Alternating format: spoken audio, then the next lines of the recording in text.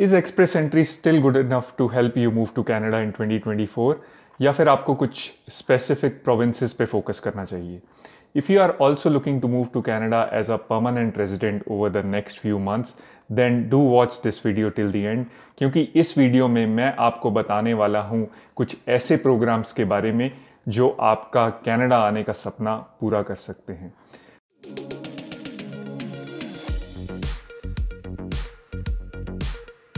सबसे पहले बात कर लेते हैं एक्सप्रेस एंट्री के बारे में।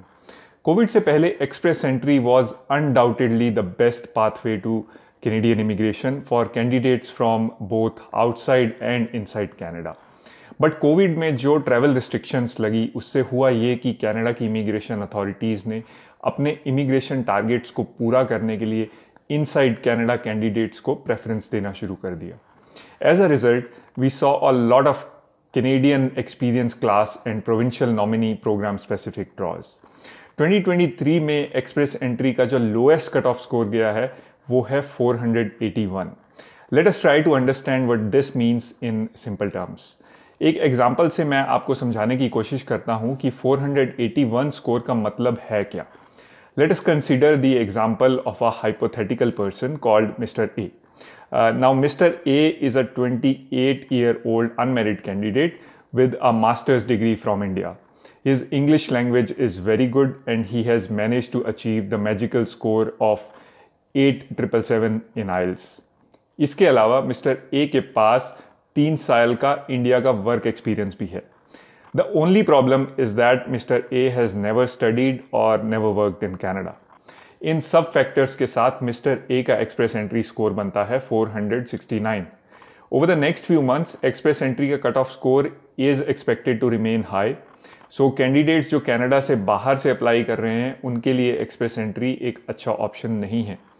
Despite this I always advise candidates to create their express entry profiles because जो नॉक स्पेसिफिक ड्रॉज हैं उनका कट ऑफ काफ़ी लो जा रहा है and if your NOC gets picked then you might just get lucky।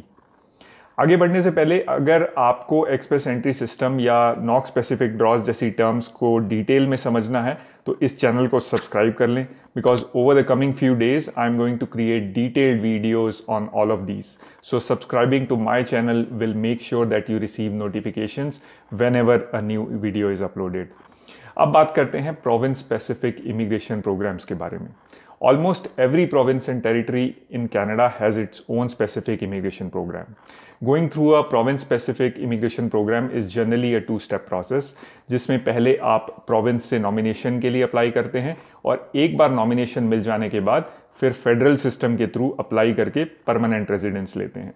When you receive your permanent residence through a province-specific program, then the only condition that you have to meet is that you must stay in that province even after you receive your PR। वैसे जैसा मैंने पहले भी कहा almost every province in Canada has its own immigration stream। However, current scenario में and especially for candidates from outside of Canada, not every province offers the best pathways। But there still are some provinces which may offer you better options than the others, especially in the current immigration scenario।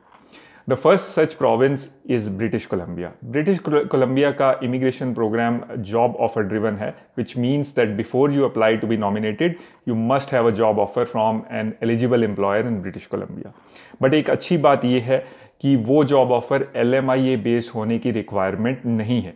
बहुत सारे employers LMIA process के through नहीं जाना चाहते, so this program gives them the flexibility to avoid that process।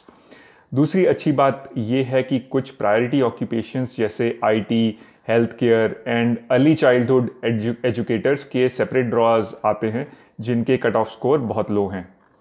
दूसरी province जिसके बारे में आपको जानना चाहिए वो है अल्बर्टा। टेक ऑक्यूपेशंस में काम करने वाले कैंडिडेट्स अल्बर्टा में जॉब ऑफर के साथ नॉमिनेशन के लिए अप्लाई कर सकते हैं। Nomination timelines are very fast and moreover the job offer does not need to be LMIA based in Alberta either। Apart from that, Alberta's rural renewal stream is another excellent program जिसमें Alberta की smaller communities में job offer के साथ आप provincial nomination के लिए apply कर सकते हैं। Alberta की बात करते हैं Saskatchewan की। इस प्रोविंस की सबसे अच्छी बात यह है कि अगर आपका कोई रिलेटिव सस्केचुआन में रहता है तो आपकी एप्लीकेशन को वो सपोर्ट कर सकते हैं. With the help of this support, you would be able to then qualify for provincial nomination from Saskatchewan even without a job offer.